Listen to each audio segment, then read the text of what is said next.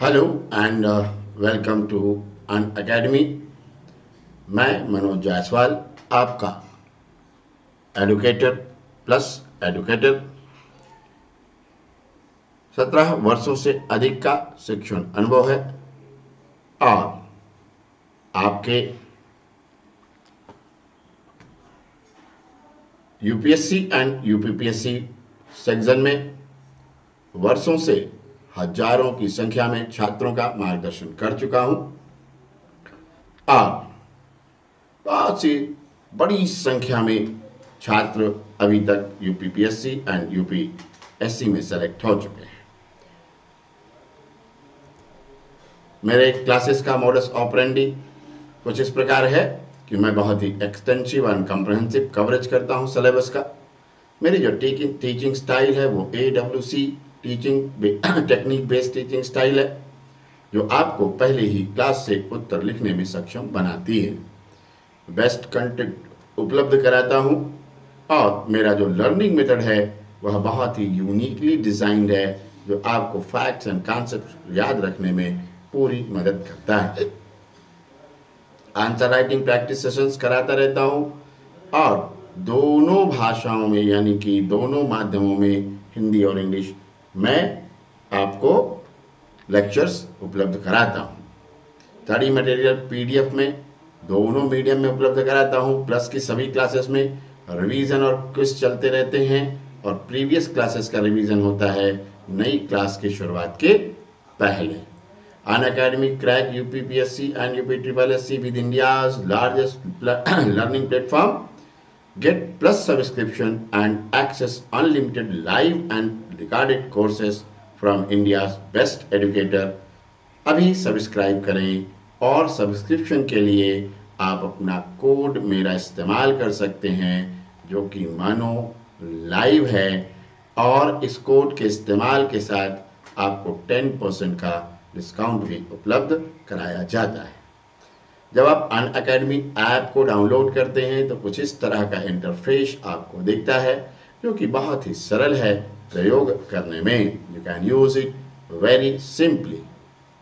अन academy advantage है, आप any time anywhere live and recorded sessions अपने कन्वीनियंस के अनुसार कर सकते हैं।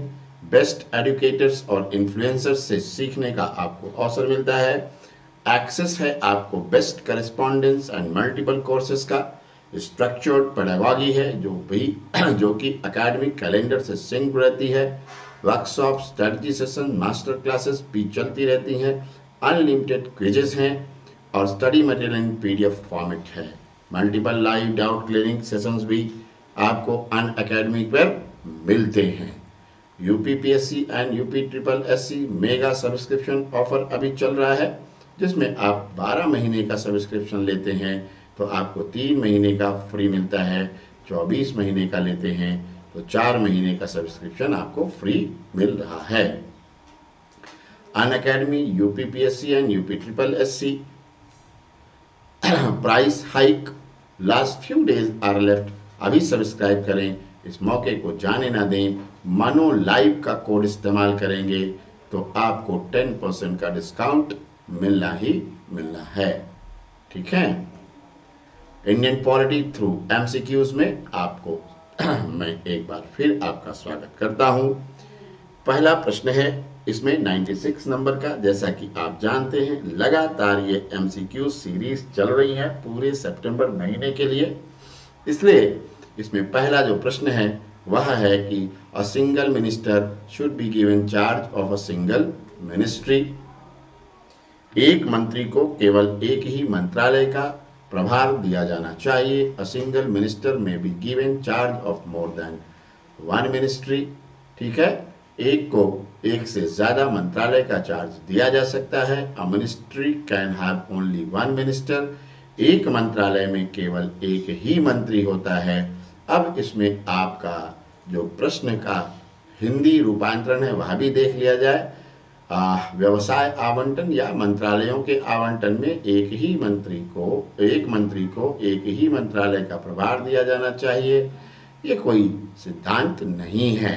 एक मंत्री को एक से अधिक मंत्रालयों का प्रभार दिया जा सकता है और एक मंत्रालय में केवल एक ही मंत्री हो सकते हैं ऐसा भी नहीं है। आपको पता है कि एक मंत्रालय में एक कैबिनेट मिनिस्टर हो सकता है, तो दूसरा मिनिस्टर ऑफ स्टेट हो सकता है, और यहाँ तक कि डेप्यूटी मिनिस्टर भी हो सकता है। डेप्यूटी मिनिस्टर भी हो सकता है। तो यह भी गलत, पहला भी गलत। तो अगर आप देखेंगे then your answer is only 2 which is correct, so only 2 is the B option। तो आपका केवल B ऑप्शन इसमें सही हुआ। अगला प्रश्न है 97, the president can interest responsibility for specified items of business affecting one department. किसी एक विभाग को प्रभावित करने वाले व्यवसाय मतलब कार्यों को के संबंध में कुछ स्पेसिफाइड आइटम्स का उत्तरदायित्व तो प्रेसिडेंट राष्ट्रपति किस पर दे सकते हैं, ये प्रश्न है। To a minister who is charge of any other ministry, to a minister without portfolio, to a minister in waiting, किसको ये दे सकते हैं?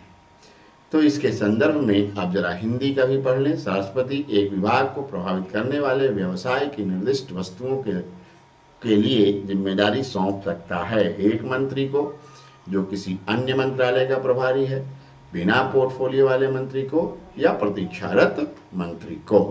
तो आपको उत्तर इसमें देना है।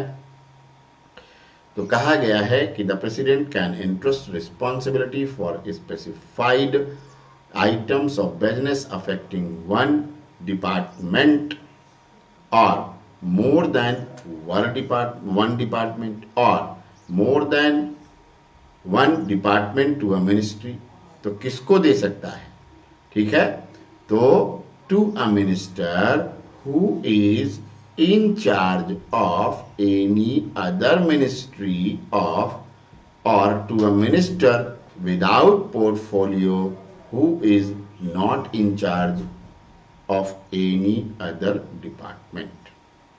तो वह जो है किसी को जो है क्या कहते हैं सौंप सकता है जो किसी अन्य मंत्रालय का हो, या फिर जिसके पास अभी मंत्री तो है लेकिन कोई पोर्टफोलियो नहीं है। एंड मिनिस्टर इन वेटिंग तो कोई बात होती ही नहीं है। ठीक है भाई, मिनिस्टर क्या हो गया, मिनिस्टर बनाया, पोर्टफोलियो नहीं मिला, तो अभी वो अपने पोर्टफोलियो का वेट हो सकता है उसको पोर्टफोलियो नहीं मिला है, बस इतनी सी बात है। लेकिन मिनिस्टर इन वेटिंग तो कुछ होता नहीं है, इसलिए आपका जो उत्तर होगा 97 का ए होगा। ठीक है, इसके पश्चात हम लोग अगले प्रश्न पर चलते हैं। Consider the following statements on a minister of state. राज्य मंत्री के संबंध में निम्नलिखित कथनों पर विचार करें। राज्य मंत्री is a minister of the cabinet, वह मंत्रिमंडल का मेंबर होता है। Is given an independent charge of a ministry, उसे एक मंत्रालय का स्वतंत्र प्रभार मिला होता है। Is attach to a cabinet minister, वह किसी कैबिनेट मिनिस्टर से जुड़ा होता है, संबद्ध किया जाता है। Has less power in relation to his ministry than a cabinet minister. आपको इसके हिंदी को भी देखना होगा कि राज्य मंत्री पर निम्नलिखित कथनों पर विचार करें। वह मंत्रिमंडल का सदस्य है, एक मंत्रालय का स्वतंत्र प्रभार दिया जाता है। फिर तीसरा है, एक जो है मंत्री मंत्रिमंडल से जुड़ा हुआ है, मंत्रिमंडल की तुलना में अपने मंत्रालय के संबंध में कम शक्ति रखता है। आपका यह प्रश्न जो है आप देखेंगे तो पहला, मिनिस्टर ऑफ स्टेट क्या कैबिनेट मंत्री होता है? तो आप कहेंगे जी नहीं सर, नहीं होता। Is given an independent charge of a ministry, कई बार ऐसा होता है कि उसे किसी मंत्रालय का स्वतंत्र प्रभार इंडिपेंडेंट चार्ज दिया गया होता है। ठीक है, is attach to a cabinet minister, यह भी सही है, कैबिनेट मिनिस्टर से अटैच भी हो सकता है। ठीक है ना, ये हो सकता है। Has less power in relation to his ministry than a cabinet minister. जी नहीं, जब वह अपने मंत्रालय, इसमें लिखा है हिज मिनिस्ट्री, ये ध्यान रखिएगा, इसका मतलब यह हुआ कि ये उस समय होगा जब उसे इंडिपेंडेंट चार्ज मिला हो। हिज मिनिस्ट्री वर्ड तभी यूज हो सकता है जब उसे इंडिपेंडेंट चार्ज मिला हो। तो जब उसे स्वतंत्र प्रभार मिला होगा तो वह उनसे कम नहीं रखेगा। ठीक है। मिनिस्टर ऑफ स्टेट के बारे में आप हमेशा याद रखेंगे कि वो कैबिनेट मंत्री नहीं हो सकते, किसी कैबिनेट मिनिस्टर के साथ जोड़े जा सकते हैं या फिर इंडिपेंडेंट चार्ज मिल सकता है। ठीक है। जब वो अटैच होते हैं किसी कैबिनेट मिनिस्टर के साथ तो उन्हें जो है किसी डिपार्टमेंट का काम दिया जा सकता है या फिर जो है मिनिस्टर, कैबिनेट मिनिस्टर उन्हें ओवरऑल चार्ज और रिस्पॉन्सिबिलिटी के साथ अपने अंतर्गत काम करने का अधिकार दे सकता है। ठीक है। लेकिन जब उन्हें इंडिपेंडेंट चार्ज मिलता है तो इंडिपेंडेंट चार्ज मिलने पर वो वैसा ही काम करते हैं, उतनी ही शक्ति उनके पास होती है जैसे कि किसी अन्य मिनिस्टर के पास, चाहे वो कैबिनेट मिनिस्टर ना हो। ठीक है। ठीक। तो जब उन्हें इंडिपेंडेंट चार्ज दिया जाता है तो उन्हें जो है कैबिनेट मीटिंग्स में आमंत्रित भी किया जा सकता है। He can be invited to attend meetings of the cabinet only when matters concerning his ministry are to be considered by the cabinet. लेकिन यहाँ यह ध्यान रखिएगा कि उन्हें तभी बुलाया जाएगा जब उनके मंत्रालय से संबंधित कार्य या किसी मामले पर वहाँ चर्चा होनी हो। ठीक है। तो आप इस बात को ध्यान में रखिएगा। तो आपका 98 का जो आंसर है वह कौन सा हुआ? बी हुआ। B, both 2 and 3 is correct. उसके पास लेस पावर नहीं होती उनके मंत्रालय के मामले में। फिर deputy minister is given independent charge of ministry और department, answers questions in parliament on behalf of his ministers, guides the bills through various stages in the house, maintains liaison with the press। उपमंत्री मंत्रालय या विभाग का स्वतंत्र प्रभार दिया जाता है, अपने मंत्री की ओर से संसद में प्रश्नों के उत्तर देते हैं, सदन के विभिन्न चरणों के माध्यम से विभिन्न चरणों में विधेयकों का मार्गदर्शन करता है और प्रेस के साथ संपर्क बनाए रखता है। तो देखिए, स्वतंत्र प्रभार तो संभव ही नहीं है, तो पहला तो गलत हो गया, लेकिन दूसरा, तीसरा, चौथा ये सारे सही हैं। और यहाँ देखिए तो ये गलती हो गई है प्रिंटिंग की, ए के बाद ये बी है, ये सी है और ये डी है। ठीक, इधर सही है, तो डी ऑप्शन आपका सही उत्तर है। ठीक है। हमेशा ध्यान रखेंगे कि डेप्यूटी मिनिस्टर अटैच्ड होते हैं, किसी भी मिनिस्टर ऑफ स्टेट के नीचे आते हैं, इसलिए वो अटैच रहते हैं मिनिस्टर ऑफ स्टेट से। उन्हें कभी भी इंडिपेंडेंट चार्ज नहीं दिया जा सकता है, नहीं दिया जाता सामान्यतः, और वो कैबिनेट के मंत्री नहीं होते हैं और उन्हें कैबिनेट मीटिंग्स में सामान्यतः बुलाया भी नहीं जाता अटेंड करने के लिए। उनकी जो ड्यूटीज हैं वो they are generally restricted to answering questions in parliament on behalf of the minister concern. He helps in guiding the bills through various stages in the house and maintains liaison with members of the parliament, political parties and press। तो याद रखिएगा, आपका deputy minister के कार्यों के संदर्भ में सारे कार्य कंप्लीट हो जाते हैं अगर आप प्रेस के साथ साथ एमपीज को भी जोड़ दें और इसके साथ साथ आप पॉलिटिकल पार्टीज को भी जोड़ दें। तो राजनीतिक दलों और क्या कहते हैं मेंबर ऑफ पार्लियामेंट, संसद सदस्यों और प्रेस के साथ वह लाइजन मेंटेन करके रखता है। ठीक है, तो 99 का आंसर 2, 3 एंड 4 क्यों करेक्ट है, और इसमें और क्या एड ऑन हो सकता है डिप्टी मिनिस्टर के कार्य के संदर्भ में, यह भी मैंने आपको स्पष्ट कर दिया है। इसके बाद है आपका question number 100। Consider the following statements on the principle of filter. ये छनन का सिद्धांत या छननी का सिद्धांत क्या है, फिल्टर का सिद्धांत क्या है। तो it is the duty of the officer to dispose of as much work as he can. It is the duty of the officer to pass on to senior as much work as he can. It is the duty of the officer to pass on to senior only important work. It is the duty of the officer to filter down as much work as possible. इसके संदर्भ में जरा हिंदी भी देख लें। अधिकारी का यह कर्तव्य है कि वह जितना हो सके उतना कार्य निपटाए।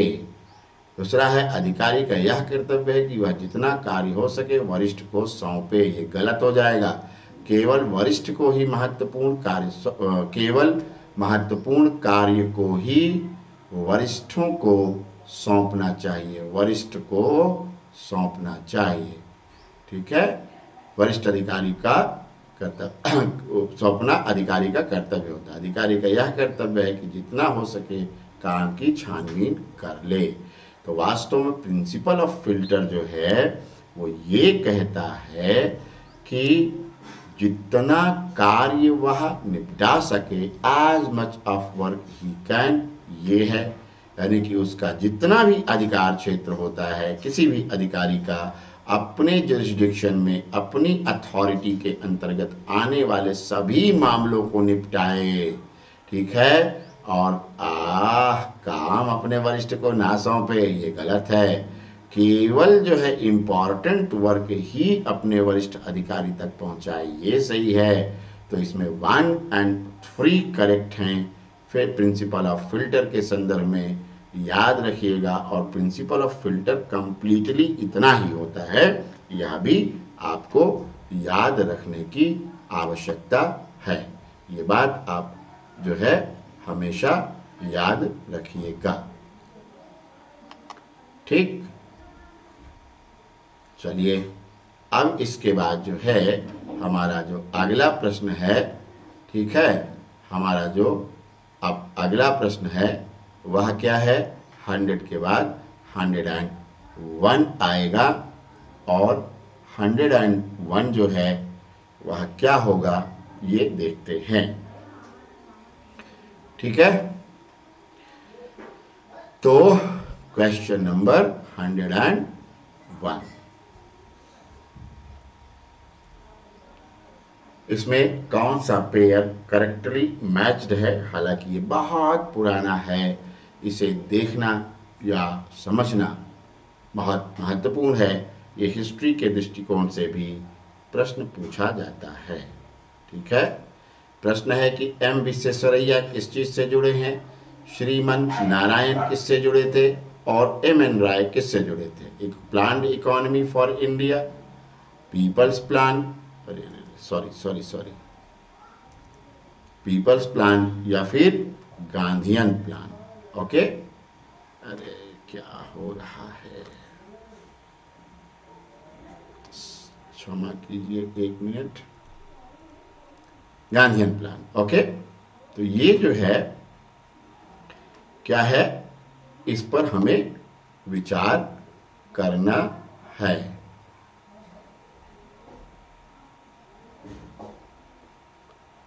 चलिए अब आप देखिए कि जो है क्या कहते हैं, इसमें करेक्ट मैच देखना है। तो M Visvesvaraya planned economy for India से तो जुड़े हुए थे, ये तो सही है। M Visvesvaraya planned economy for India 1934 में दिए थे अपनी बुक में ही, उनकी बुक का ही नाम था प्लान्ड इकोनॉमी फॉर इंडिया। ठीक है। और आपको पता है कि बाकी ये जो दोनों हैं, people's plan and Gandhian plan, अब गांधीयन प्लान में तो बिल्कुल रॉय का नाम आ नहीं सकता, श्रीमन नारायण का नाम आ नहीं सकता, तो इसलिए जो है आपका जो करेक्टली मैच्ड आंसर हुआ वो केवल 1 हुआ, यानी ए इज करेक्ट है। लेकिन इस प्रश्न के उत्तर के संदर्भ में मैं आपको यह भी डिटेल देना चाहता हूं, ठीक है, कि जो है और जो प्लान्स हुए वो कैसे हुए। तो आपको पता है कि सेकेंड वर्ल्ड वॉर के पश्चात some of the member of planning committee were thrown in jail. तो फिर गवर्नमेंट ऑफ इंडिया ने 1944 में सेपरेट प्लानिंग और डेवलपमेंट डिपार्टमेंट क्रिएट किया, और इसी समय या इसी वर्ष बॉम्बे प्लान आया। और आपको पता है कि बॉम्बे प्लान जो है वह मुंबई के, यानी कि उस समय बॉम्बे के कुछ इंडस्ट्रियलिस्ट द्वारा तैयार किया गया था।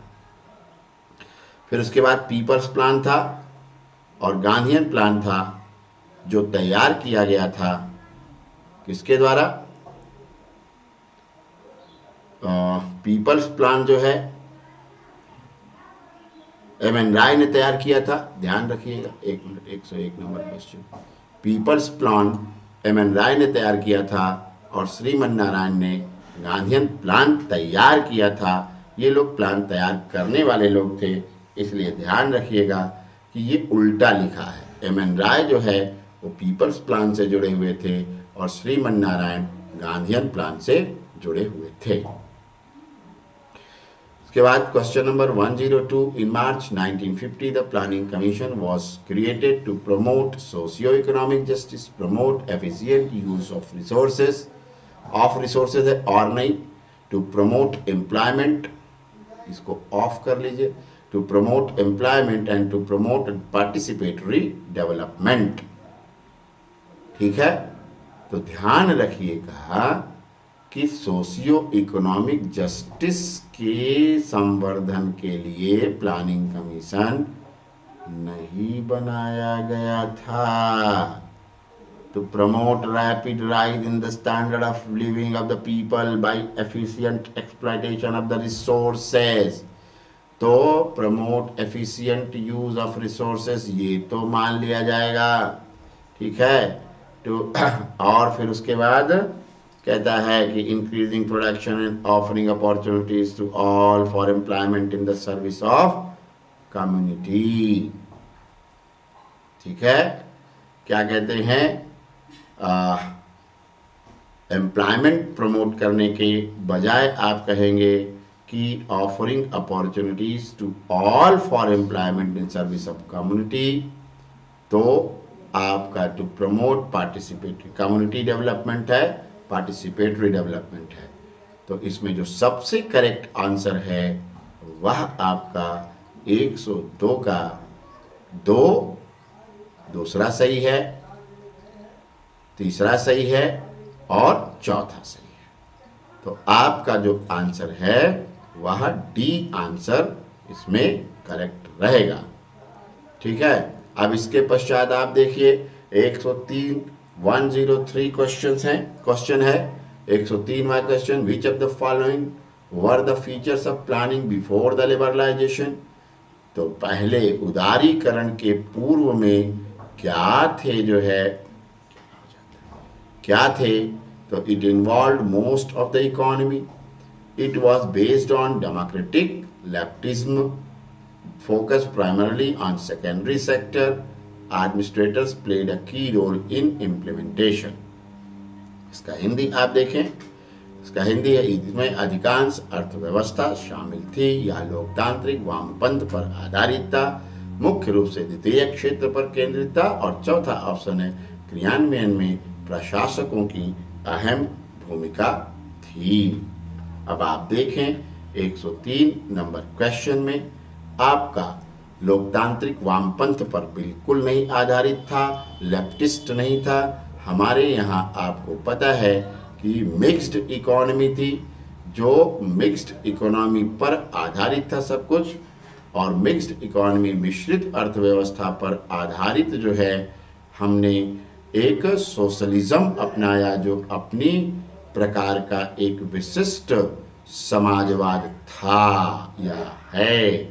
फिर है कहता है यह मुख्य रूप से द्वितीयक क्षेत्र पर था। तो भाई मुख्य रूप से द्वितीयक क्षेत्र पर केंद्रित नहीं था। क्यों? क्योंकि कृषि वगैरह पर भी विशेष ध्यान दिया गया। क्रियान्वयन में प्रशासकों की भूमिका अधिक थी या महत्वपूर्ण थी, ये बिल्कुल ठीक बात है। तो इसका आंसर होता है आपका ए, 103 का ए ऑप्शन है।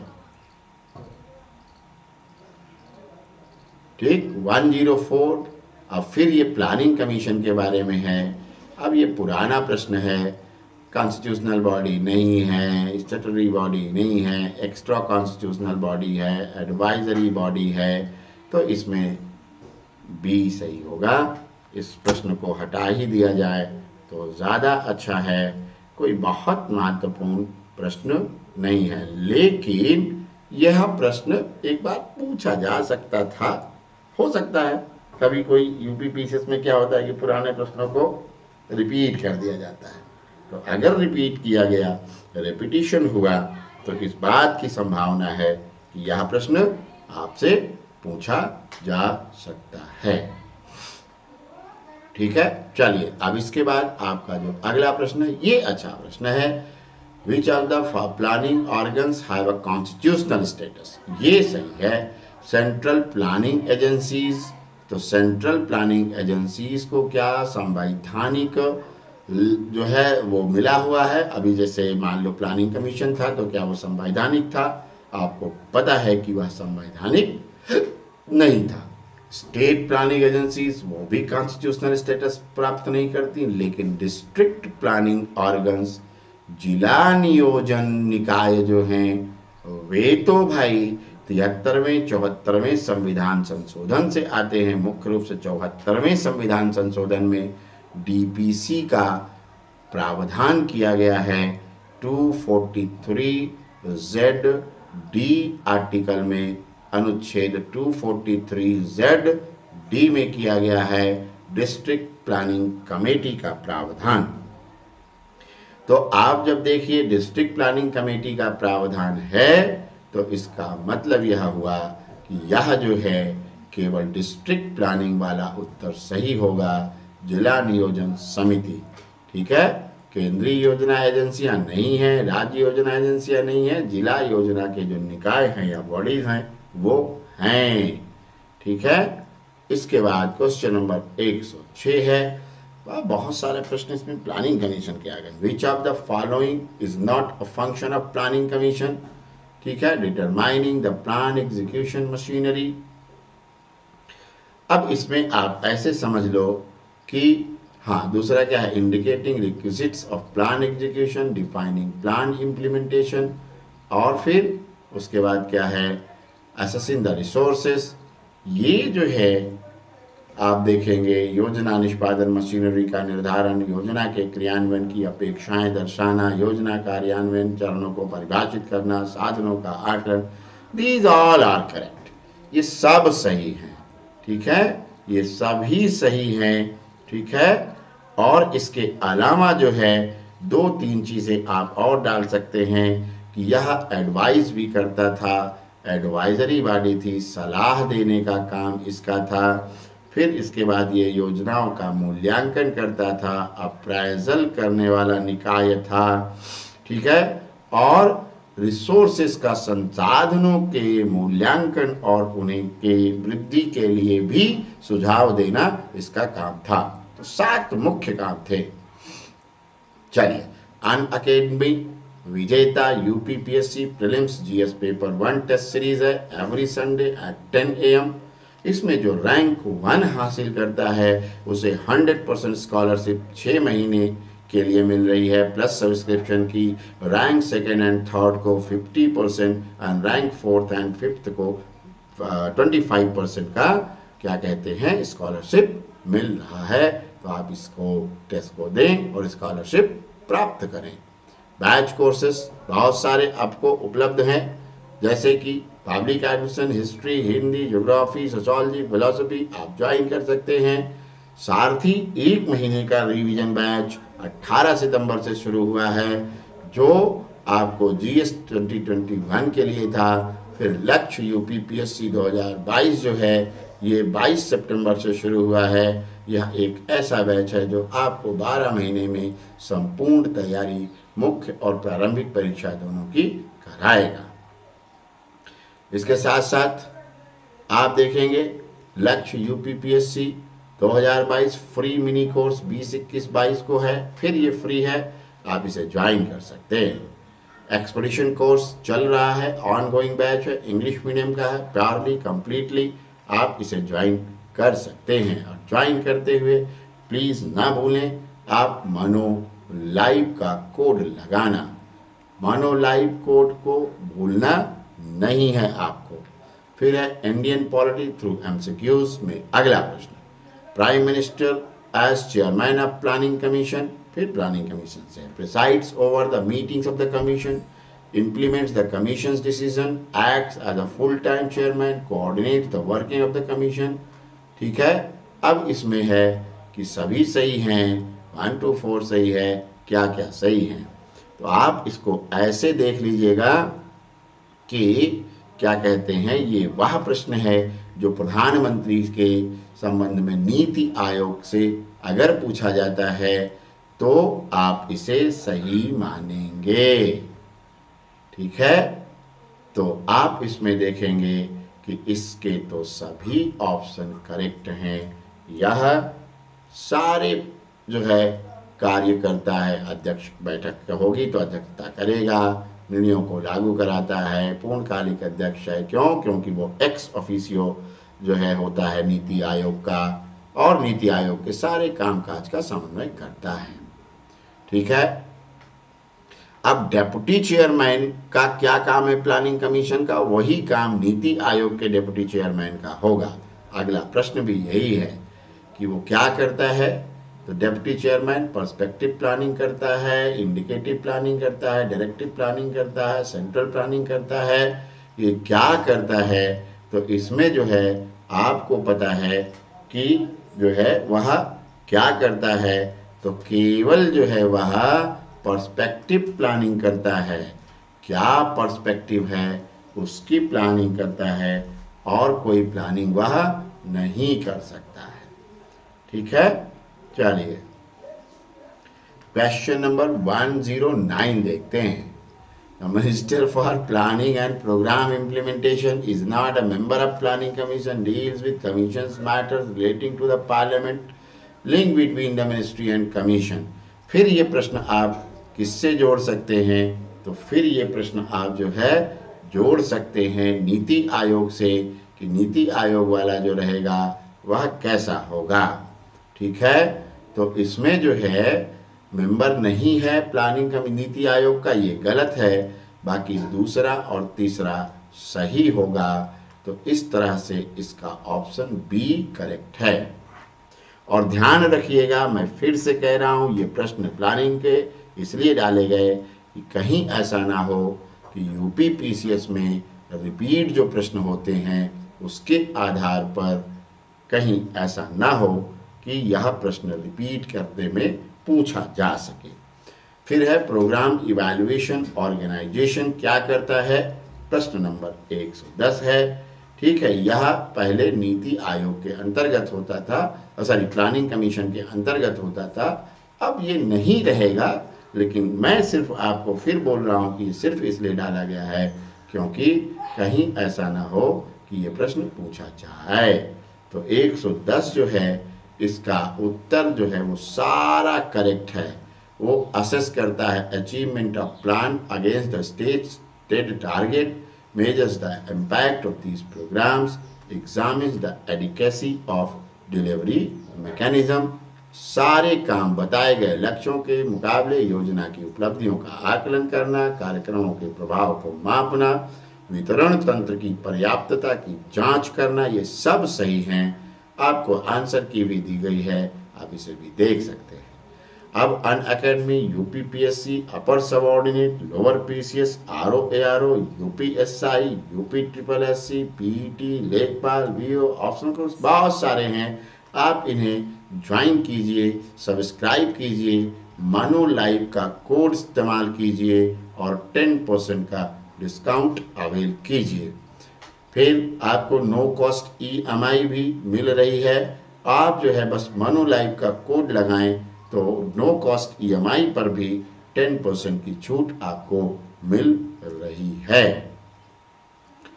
सुपर कॉम्बो सब्सक्रिप्शन भी है। बीपीएससी और यूपीपीएससी दोनों की तैयारी आप एक साथ कर सकते हैं अनअकैडमी के साथ।